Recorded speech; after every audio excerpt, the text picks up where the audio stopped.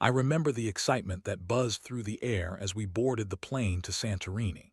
The promise of sun-soaked days and starry nights felt like a balm for our busy lives back home. My wife, Clara, had been looking forward to this vacation for months. She meticulously planned every detail, from the cozy airbnb perched on the cliffside to the sunset dinners overlooking the caldera. It was supposed to be our escape, a chance to reconnect and rekindle the spark that had dimmed over the years.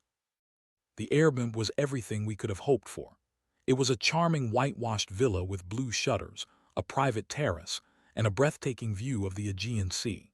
The moment we stepped inside, I felt the tension of our daily lives melt away. The scent of fresh flowers filled the air, and the soft sound of waves crashing against the rocks below created a serene soundtrack for our getaway. I could see Clara's eyes light up as she explored every corner of the place, her enthusiasm infectious. In the days that followed, we indulged in lazy mornings, sipping coffee while basking in the sun. We toured the island, savored local delicacies, and laughed until our sides hurt. Yet beneath the surface of our idyllic vacation, I sensed a subtle shift. Clara seemed slightly distant at times, her laughter a beat too forced, her gaze lingering too long on her phone. I brushed it off as the stress of travel or perhaps the remnants of our hectic lives. After all, we were here to forget, to let go. But as the days passed, that nagging feeling grew. I found myself retreating to the terrace at night, staring out at the vastness of the sea, grappling with an unease I couldn't quite shake. I wanted to believe that the trip would mend what had frayed between us, but a growing suspicion gnawed at my insides. It was on the fourth evening, after a particularly lovely dinner, that I stumbled upon something I wished I hadn't. Clara had gone to the bathroom, and in her absence I picked up her phone. The screen lit up with a message notification. My heart raced as I read the name at the top of the message thread. Jake. A name I recognized all too well, her coworker, someone she had mentioned casually in passing. I hesitated, my fingers hovering over the screen, torn between curiosity and the instinct to respect her privacy. But as the seconds ticked by, my resolve crumbled. I opened the conversation, and what I found shattered me. Flirty exchanges, inside jokes, and an unmistakable intimacy that made my stomach turn. My heart sank as I scrolled through the messages, each one a dagger to my heart. Clara had been seeing him behind my back, and my mind raced with the implications. In that moment, the picturesque setting of Santorini became a prison. The sun setting over the horizon painted the sky in hues of orange and pink, but all I could see was red, anger boiling inside me. I tried to breathe, to calm the storm raging within, but it felt impossible. The woman I loved, the woman I had trusted, had betrayed me in the one place I had hoped to find solace.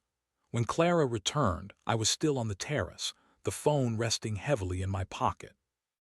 I looked at her, trying to mask the turmoil roiling inside me. "Everything okay?" she asked, a hint of concern in her voice. I forced a smile that felt like a mask, but inside I was crumbling, filled with a mix of disbelief and fury. "Yeah, just enjoying the view," I replied, my voice steady, but my mind was racing. How could I confront her? How could I lay bare this betrayal in a place so beautiful, so filled with memories that now felt tainted? I needed a plan, a way to process this overwhelming pain before I confronted her. The night stretched on, filled with laughter and the clinking of glasses, but I felt like a ghost in my own life. I watched Clara as she smiled and laughed, completely oblivious to the storm brewing within me. I couldn't shake the feeling that everything had changed, that our vacation was no longer a time of healing, but the beginning of a reckoning. As I lay in bed that night, the soft sound of the waves crashing against the cliffs became a haunting reminder of my shattered trust. I stared at the ceiling, my mind racing with thoughts of betrayal, heartbreak, and revenge. The man who had taken my wife from me would pay, but first, I had to gather my thoughts and decide how to confront her. The calm before the storm was over, and I was ready to unleash my fury. The sun rose over Santorini, casting a warm golden light into our bedroom. I lay awake, staring at the ceiling, my mind replaying the messages I had read the night before. Clara was still asleep beside me, her soft breathing a cruel reminder of the trust I thought we had built over the years. As I watched her, I felt a mix of anger and sadness wash over me. How could she betray me like this? How could she look me in the eye knowing she was sharing her heart with someone else? I slipped out of bed quietly, careful not to wake her. I needed space to think, to process the whirlwind of emotions that threatened to drown me. I stepped out onto the terrace, the cool morning air brushing against my skin, a stark contrast to the heat simmering inside me. The view was breathtaking, the Aegean Sea shimmering under the rising sun, but it felt hollow now. As I stood there, I thought about our life together, the laughter, the shared dreams, the moments that had once felt so solid. Now it all felt like a facade, a carefully constructed illusion that had crumbled overnight. I took a deep breath, trying to steady my racing heart. I knew I had to confront Clara, but the thought of doing so filled me with dread. The morning stretched on, and I busied myself with breakfast, trying to maintain a semblance of normalcy. I prepared eggs and toast, pouring coffee into 2 mugs, but every clatter of the dishes echoed my inner turmoil. When Clara finally emerged from the bedroom, her hair tousled and her eyes still sleepy, I forced a smile. "Good morning," I said, trying to keep my voice steady. "Morning, smells delicious," she replied, her eyes lighting up as she approached the table. I watched her, scrutinizing every movement, every smile, searching for signs of guilt or remorse. But she seemed blissfully unaware, chatting about our plans for the day as if everything was perfectly fine. I couldn't take it anymore. "Clara, we need to talk," I said, my voice low but firm. The smile faded from her face, replaced by a flicker of concern. "About what?" I hesitated, the words caught in my throat. How could I articulate the betrayal, the hurt, without losing control? "About us," I finally managed, my heart racing. Her expression shifted, the light in her eyes dimming as she sensed the gravity of the moment. "What do you mean?" I took a deep breath, steeling myself. "I saw the messages on your phone, the ones with Jake." Her face paled, and for a moment she looked like a deer caught in headlights. She stammered, and I could see the panic rising in her eyes. "It's not what you think." "Not what I think," I interrupted, my voice rising. "Clara, you were flirting with him, talking about things you should only share with your husband. How could you do this to me?" She looked down, her hands trembling slightly. "I didn't mean for it to happen. It was a mistake."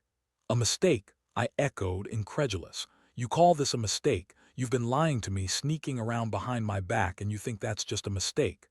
"I was lonely," she admitted, her voice small. "Things have been tough between us. I thought maybe I could find someone to talk to connect with." "Connect?" I repeated, anger surging within me. "You've connected with him in ways you should have been connecting with me. You think I don't know how hard things have been. You think I haven't felt the distance between us." Tears welled in her eyes, and for a moment I almost felt pity for her. But the pain of betrayal was too raw, too fresh. "You think this is going to fix anything? You think I can just forgive you and pretend like nothing happened?" "I never wanted to hurt you," she pleaded, her voice cracking. "I love you, I do. This was a mistake and I want to make it right." "How can I trust you again?" I asked, my voice barely above a whisper. "How can I believe anything you say after this?" She reached for my hand, but I pulled away, disgust flooding through me. Just don't touch me right now." The silence stretched between us, heavy and suffocating. I could see the fear in her eyes, the realization that I was serious about this. I felt a twisted sense of satisfaction in her panic, but it was overshadowed by the deep ache in my chest. I had never imagined our vacation would unravel like this, in a confrontation that felt more like a battlefield than a conversation. "I need time to think," I finally said, my voice steadying. "I can't be around you right now." Clara nodded, tears streaming down her face. "Please don't leave me. I'll do anything to fix this." But I was already retreating, stepping away from her pleas. I needed space, and I knew I had to make a decision that would change everything. As I walked away, I felt a sense of clarity wash over me. I was done being the victim in this story. She had betrayed me, and it was time for me to take control of the narrative. The air was thick with tension as I paced the terrace, my mind racing with thoughts of betrayal and revenge. I could still hear Clara's sobs echoing in the distance, but I was too consumed by my own emotions to care. Anger coursed through me like a wildfire, and with each step, I felt the weight of my decision pressing down on me. I had to confront her again to make her understand the gravity of what she had done. I took a deep breath, trying to calm the storm inside me. I had to be rational, even if my heart felt like it was shattering into a million pieces. I walked back inside, finding Clara sitting on the couch with her head in her hands, her shoulders shaking with silent sobs. The sight of her broke my heart, but anger quickly replaced any sympathy I might have felt. "Clara," I said, my voice firm, "we need to talk again." She looked up, her eyes red and puffy, and I could see the desperation in her expression. "Please, just give me a chance to explain," she pleaded, her voice quivering. "Explain what?" I shot back. "How you thought it was okay to share your feelings with another man, how you thought I wouldn't find out. What could you possibly say that would make this okay? I didn't plan for this to happen," she exclaimed, standing up. "I was lonely, and I thought you were too busy to notice. It was just flirting at first, I swear. I never meant for it to go this far." "Flirting," I repeated, incredulous. "You call that flirting? You were talking about things that should have been sacred between us. You were sharing intimacy with him while I was here oblivious." "I never meant to hurt you," she said again, desperation creeping into her voice. "I thought maybe we could fix things after this trip. I thought we could reconnect." "Reconnect?" I scoffed. "You've destroyed any chance of that. You've shattered my trust, Clara. How do you expect me to just forget about this?" "I'll do anything to make it right," she said, her voice breaking. "I love you. I need you to believe me." "Love," I echoed, bitterness lacing my words. "You have a funny way of showing it. You think love is about keeping secrets and betraying your partner. You think love is about lying." Her eyes filled with tears again, and I felt a twist of guilt, but I pushed it aside. I couldn't let her manipulate my feelings. "I don't know if I can forgive you," I said, my voice steady. "But you need to understand that this isn't just about what you did, it's about the trust that's been completely shattered." "I'm sorry," she whispered, her voice barely audible. "I'll do anything to fix this. Please just tell me what you want me to do." I hesitated, considering my next words carefully. "What I want is for you to realize the magnitude of your actions. You've left me feeling like a fool, and I won't stand for that." "I'll end things with Jake," she promised, her voice urgent. "I'll make it right, I swear. Just don't leave me." "Leave you?" I repeated, a bitter laugh escaping my lips. "You think I'm the one who should leave? You're the one who left me the moment you decided to text him." I could see the realization dawning on her, the gravity of her actions finally hitting home. She took a step toward me, her eyes pleading. "I never wanted to hurt you. I just wanted someone who would listen." "And what about me?" I shot back. "What about the years we've spent together, the love we've built? Did that mean nothing to you?" "I thought we could get back to that," she said, her voice trembling. "I thought I could find a way to bridge the gap between us, but I see now how wrong I was." "Do you?" I asked, my voice low and cold, "because it feels like you don't fully understand the consequences of your actions." Clara's shoulders slumped, and for the first time I saw a flicker of genuine remorse in her eyes. "I'm so sorry," she said again, her voice breaking. "I'll do whatever it takes to make it right. I'll cut him off, I promise." "Cut him off?" I repeated, shaking my head. "You think that's enough? You think that's going to erase the damage you've done?" "I can't lose you," she said, desperation creeping into her voice. "I'll do anything, just tell me what you want." I felt a surge of power at her words, a realization dawning on me. I didn't want to just forgive her, I wanted her to feel the weight of her betrayal. "You want me to tell you what I want?" I asked, my tone icy. "I want you to understand that this isn't something you can just sweep under the rug. I want you to feel the consequences of your actions." "What does that mean?" she asked, confusion clouding her eyes. "It means I'm not sure I can stay here with you anymore," I said, my heart pounding in my chest. "I'm considering leaving you in Santorini, just like you left me for him." Her face drained of color, and I could see the realization wash over her. "You can't be serious," she said, her voice rising in panic. "You wouldn't leave me here, stranded in a foreign country." "Why not?" I shot back. "You've already stranded me in a different way. You've left me with this betrayal. Why shouldn't you feel the consequences of your choices?" "Please," she begged, tears streaming down her face. "I'll change. I'll prove to you that I can be better. Just don't leave me here." The thought of leaving her, of forcing her to confront the reality of her actions, sent a thrill through my veins. It was revenge, but it was also a way for me to reclaim my power. Maybe it's exactly what you need to understand the gravity of what you've done, I said coldly. As I looked into her eyes, I saw a mixture of fear and desperation, and I knew I had to make a choice. I could either forgive her and try to rebuild what was lost, or I could leave her here stranded and let her face the consequences of her betrayal. The decision weighed heavily on me, but I felt a sense of clarity emerging from the chaos. I was done being the victim. It was time for her to understand the pain she had caused. As Clara stood before me, her eyes wide with fear and desperation, I felt a strange mix of power and trepidation. The idea of leaving her stranded in this beautiful, sun-drenched paradise felt like a double-edged sword. On one hand, it was a form of revenge, a way to punish her for the betrayal that had shattered my trust. On the other, it was a decision that would forever alter the course of our relationship and my own sense of self. I could see the panic rising in her, the realization that I was serious about my threat. "You can't do this," she pleaded, her voice trembling. "You can't just leave me here. I'll fix this. I'll make it right, I promise." But the more she pleaded, the more resolute I became. I had spent years trying to be the understanding husband, the one who always put her needs first, only to have her throw it back in my face. I felt betrayed, angry, and deeply hurt. This wasn't just a passing moment of weakness for her. It was a conscious decision to turn her back on our marriage. "Do you really think you can fix this?" I asked, my voice steady, but my heart raced in my chest. "Do you think that saying you're sorry and promising to cut him off is enough to erase the hurt you've caused?" "I'll do anything you want," she insisted, her voice rising in desperation. "I'll call him right now and end it. Just please don't leave me here. I can't handle being alone in another country, especially after what I've done." I took a moment to absorb her words, weighing the implications of my decision.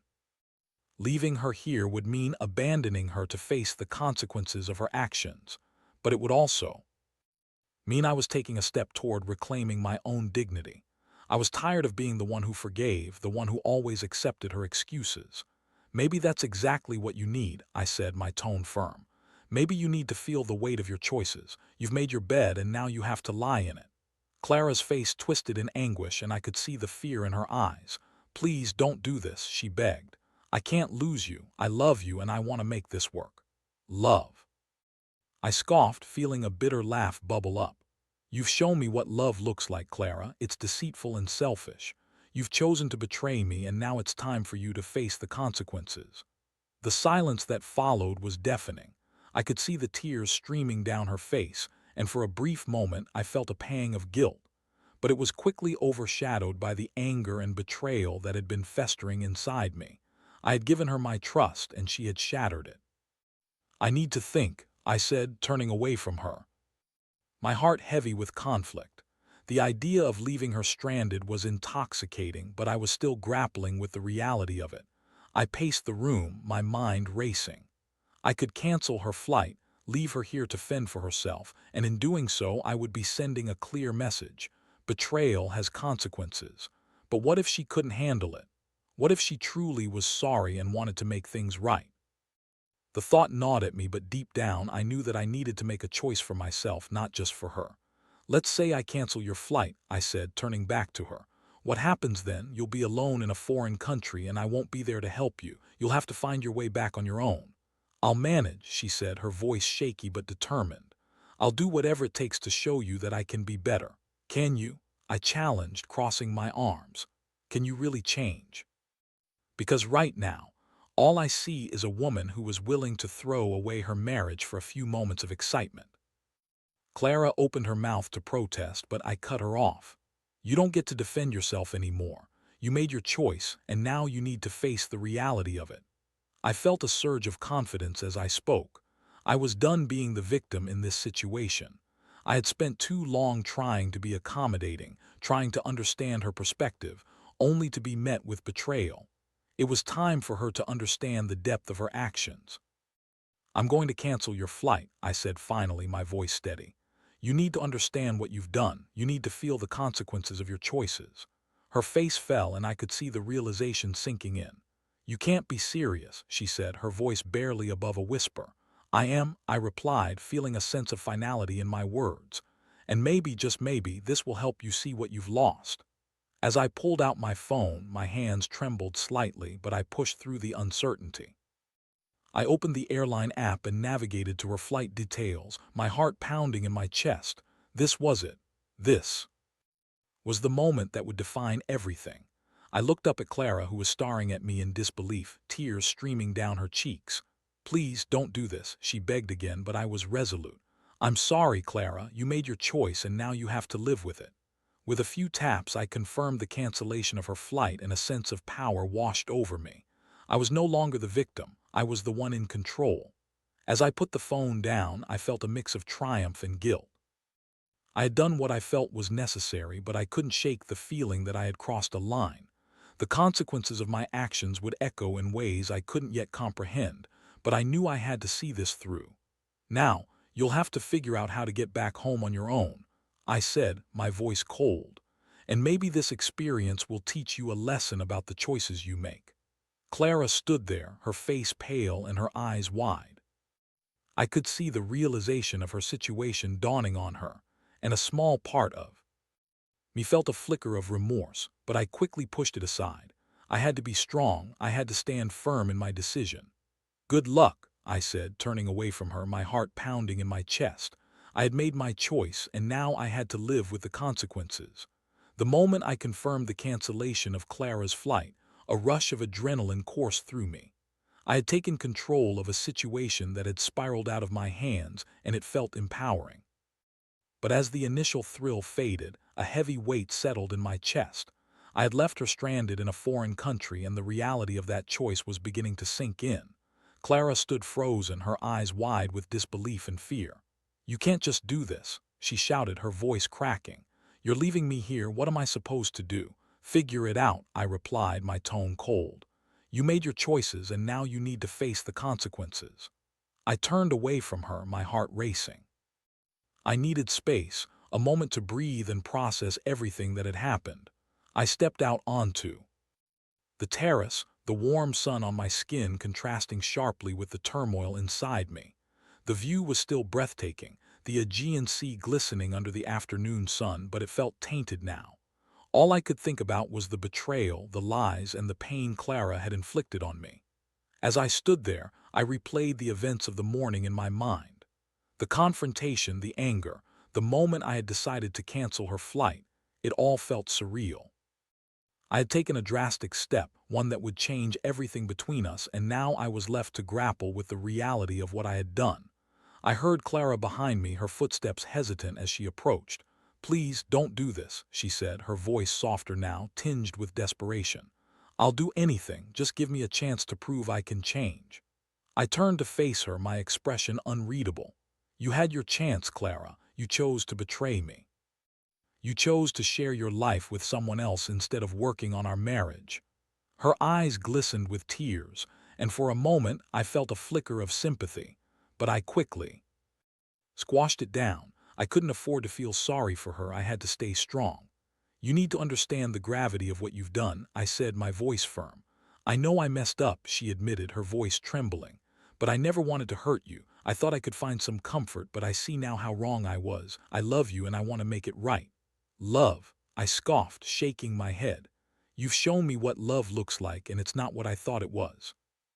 The silence that followed was heavy, filled with unspoken words and raw emotions. I could see the regret etched on her face, but it was too late for apologies. The damage had been done, and I was done being the one who forgave. "I need time to think," I said finally, my voice steady. "I don't know if I can ever forgive you for this." Clara nodded, her expression pained. "I understand, just please don't leave me here." "Maybe that's exactly what you need," I replied, the bitterness in my voice palpable. "You need to feel the consequences of your actions." I turned away again, needing space to breathe. I walked to the edge of the terrace, looking out at the sea, the waves crashing against the cliffs below. It was beautiful and serene, a stark contrast to the chaos inside me. I felt like I was in a storm, the winds of anger and heartbreak swirling around me, and I was struggling to keep my footing. In that moment, I realized that I had crossed a line. I had chosen revenge over reconciliation, and while it felt empowering, it also felt hollow. I was hurting, and in hurting her, I was also hurting myself. I had thought that leaving her stranded would give me a sense of justice, but now it just felt like a void. Clara's voice broke through my thoughts. "I'll find a way to get home," she said, her tone resigned. "I'll book a flight or I'll take a ferry. I just need to know that you're willing to talk to me when I do." I turned to face her, the weight of her words hanging in the air. "You think this is just about getting home?" I asked, my voice low. "This is about so much more than that. This is about trust, love, and the choices we make." "I know," she replied, her voice barely above a whisper. "I know I messed up, but please don't shut me out completely. I want to make this right. I want to show you that I can be better." I felt a pang of longing for the woman I had once loved, the woman who had filled my life with joy and laughter.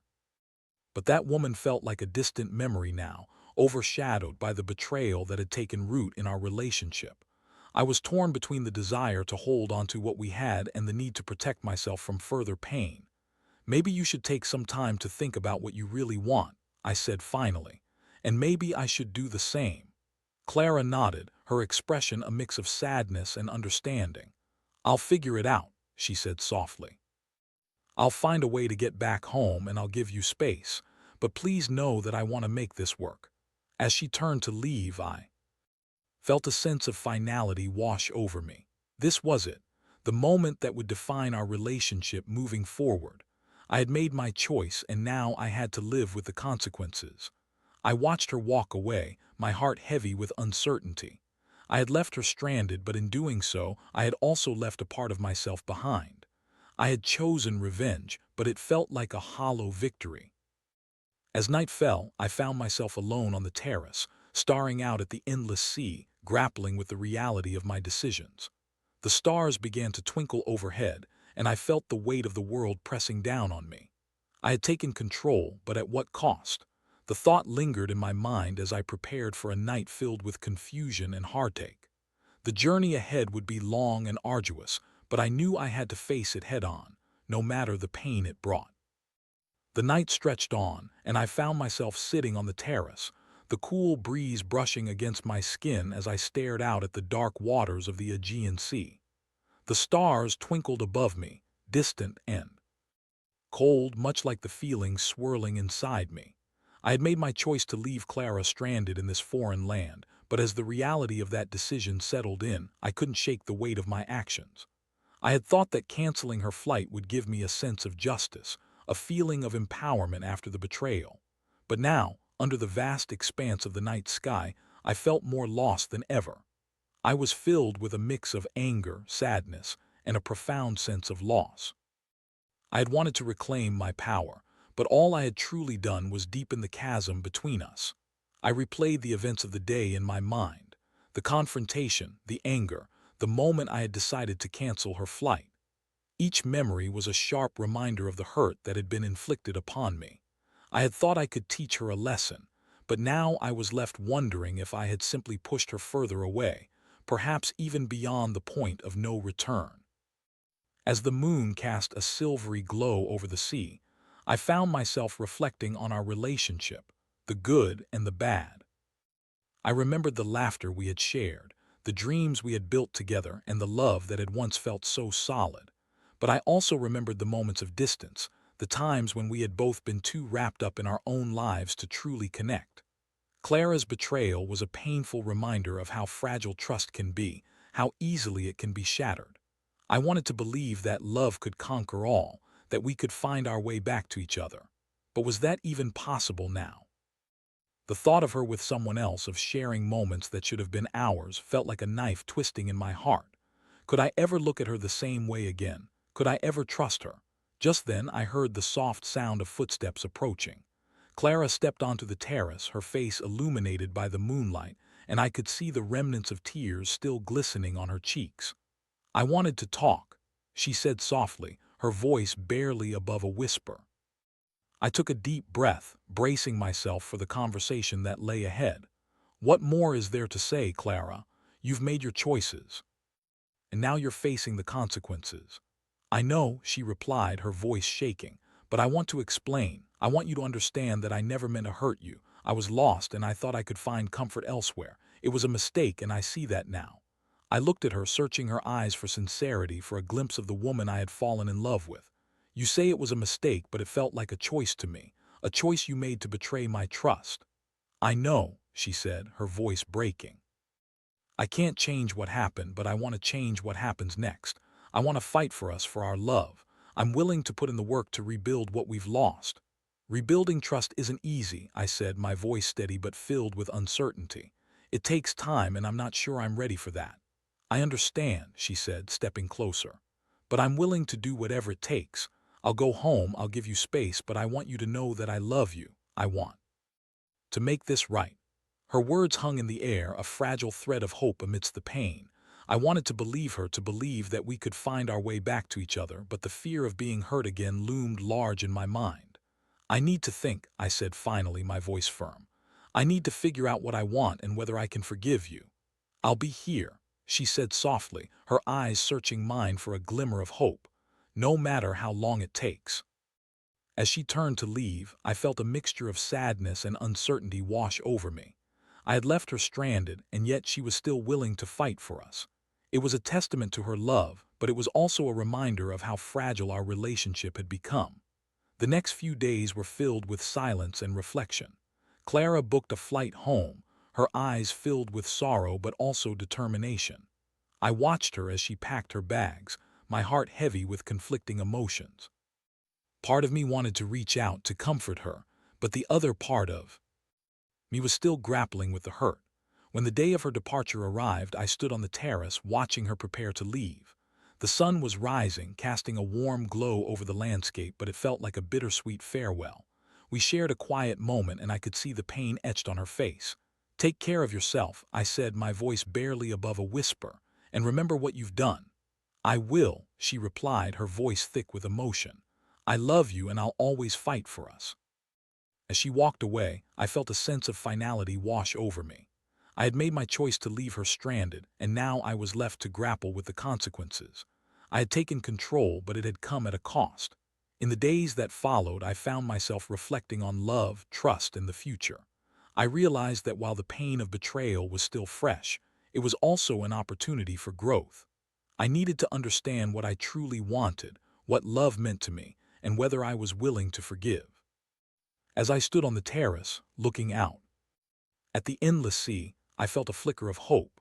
The journey ahead would be long and filled with challenges, but perhaps it was also a chance for healing, a chance to rebuild not only my relationship with Clara, but also my relationship with myself. I had learned that love is not just about the good times, it's also about facing the storms together. And as I prepared to navigate the uncertain waters ahead, I knew that I had the strength to move forward, no matter the outcome. In that moment, under the vast expanse of the sky, I made a silent promise to myself. I would not let betrayal define me. I would embrace the journey ahead, whatever it may bring, and I would emerge stronger on the other side.